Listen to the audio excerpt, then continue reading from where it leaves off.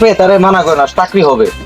আর 10-এর কম নিও না, ঠিক আছে? একটু বাড়তি করতে পারলে পরে ওটা তোমার বকশিস দিয়ে দেবেন। মুক্তিযোদ্ধার কোনো সার্টিফিকেট নাই?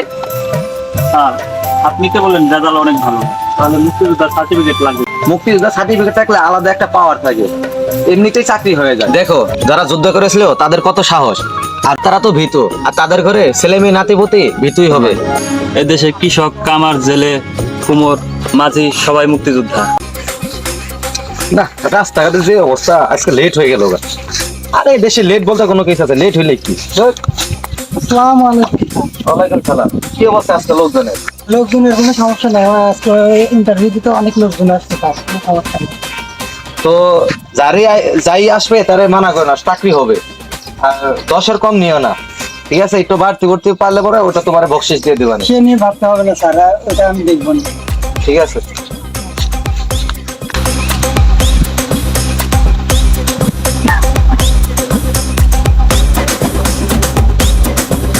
এই করিম, এটা কি আছে পাঠাও। জি স্যার, পাঠাচ্ছি। একে একে দান, আপনি যে আছেন একে একে দান। আসসালামু আলাইকুম স্যার। ওয়ালাইকুম আসসালাম। বসো বসো, দেখি তোমার সার্টিফিকেট গুলা।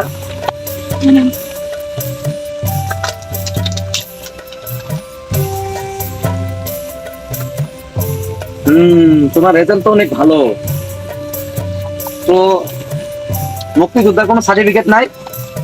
স্যার আপনি তো বললেন রেজাল্ট অনেক ভালো, তাহলে মুক্তিযোদ্ধার সার্টিফিকেট লাগবে কেন?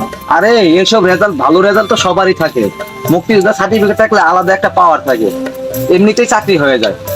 আচ্ছা স্যার, আপনাকে একটা প্রশ্ন করি, যারা শুধু বন্দুক হাতে যুদ্ধ করেছে তারা কি শুধু মুক্তিযোদ্ধা? অবশ্যই, তারাই তো মুক্তিযোদ্ধা। তারা দেশের জন্য নিজের জীবনকে বাজি রেখেছিল, বন্দুকের সামনে বুক পেতে দিয়েছে। দেখো যারা যুদ্ধ করেছিল তাদের কত সাহস, আর ওদের ঘরে ছেলে মেয়ে নাতিপতিরা ওরাও সাহসী হবে। আর তারা তো ভীতু, আর তাদের ঘরে ছেলে মেয়ে নাতিপতি ভীতুই হবে, আর তাদের দিয়ে দেশের বড় পর্যায়ে কোনো উন্নতি করা সম্ভব হবে না। স্যার আপনার মনে হয় মুক্তিযুদ্ধের ইতিহাস সম্পর্কে ধারণা কম? আর এত ইতিহাস পড়ার সময় কই? আমি নিজেই তো একজন মুক্তিযোদ্ধার ছেলে, কোঠার মাধ্যমে চাকরি হয়েছে, আর এত মুক্তিযোদ্ধার ইতিহাস পড়ার সময় আছে? স্যার আপনার যেহেতু মুক্তিযুদ্ধের ইতিহাস সম্পর্কে ধারণা কম, তাই আপনাকে কিছু মুক্তিযুদ্ধের ইতিহাস আজকে জানিয়ে যায়। যারা শুধু বন্দুক হাতে যুদ্ধ করেছে তারাই মুক্তিযোদ্ধা নয়, এদেশে কৃষক, কামার, জেলে, কুমোর, মাঝি সবাই মুক্তিযোদ্ধা। তোমার হয়তো মাথা খারাপ হয়ে গেছে, ওরা কিভাবে মুক্তিযোদ্ধা হয়? না স্যার, আমার মাথা খারাপ হয়নি, কিন্তু আমার কথা শুনে আপনার মাথা খারাপ হয়ে যাবে।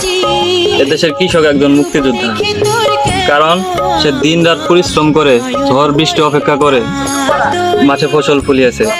সেই ফসল নিজে না খেয়ে মুক্তিযোদ্ধাদের খাবারের আহার জুগিয়েছে। এদেশের জেলে একজন মুক্তিযোদ্ধা, কারণ সে উত্তাল সমুদ্রের মাঝে জীবনের রিস্ক নিয়ে মাছ ধরেছে এবং সেই মাছ মুক্তিযোদ্ধাদের খাইয়ে পুষ্টির যোগান দিয়েছে। দেশের মাঝিরা মুক্তিযোদ্ধা, কারণ তারা হাজারো মুক্তিযোদ্ধাদের বিনা পয়সায় নদী পার করে দিয়েছে। এদেশের কামাররা মুক্তিযোদ্ধা, কারণ তারা আগুনের সাথে যুদ্ধ করে যুদ্ধের জন্য অস্ত্র তৈরি করে দিয়েছে। তাই এদেশের প্রত্যেক শ্রেণীর মানুষ নিজ নিজ জায়গা থেকে, কেউ শ্রম দিয়ে, কেউ মেধা দিয়ে, কেউ বুদ্ধি দিয়ে যুদ্ধ করেছে। সেদিন যদি কৃষক জমিতে ফসল না ফলাতো, মাঝি যদি নৌকা দিয়ে নদী না পার করতো, কামার যদি আগুনের সাথে যুদ্ধ করে অস্ত্র তৈরি না করে দিত, তাহলে আমরা একটা স্বাধীন রাষ্ট্রভূমি পেতাম না। আপনি আরো জানলে অবাক হয়ে যাবেন যে এদেশের অনেক শিক্ষার্থী তারা শিক্ষা থেকে পিছিয়ে যাচ্ছে শুধু কোটার কারণে, কারণ যারা জানে কোটা দিয়ে ভালো চাকরি হয়ে যাবে তাদের। আসলে স্যার, যারা নিজের মুক্তিযোদ্ধা সার্টিফিকেট সন্তানের হাতে দিয়ে চাকরি নিতে বলে তারা আসলে প্রকৃত মুক্তিযোদ্ধা নয়। আসলে প্রকৃত মুক্তিযোদ্ধা হলো ওই কৃষক, কামার, জেলে, মাঝি, তাদের সন্তানই প্রকৃত বীর মুক্তিযোদ্ধার সন্তান। আমি একজন কৃষকের সন্তান, তাই আমি গর্বের সহিত বলতে পারি আমার বাবা একজন যোদ্ধা। আজকে আপনি আমার চোখ খুলে দিয়েছেন, আসলে আমি এভাবে কখনো ভাবি দেখিনি। আপনার যোগ্যতা দিয়ে আপনার চাকরি হবে ইনশাল্লাহ।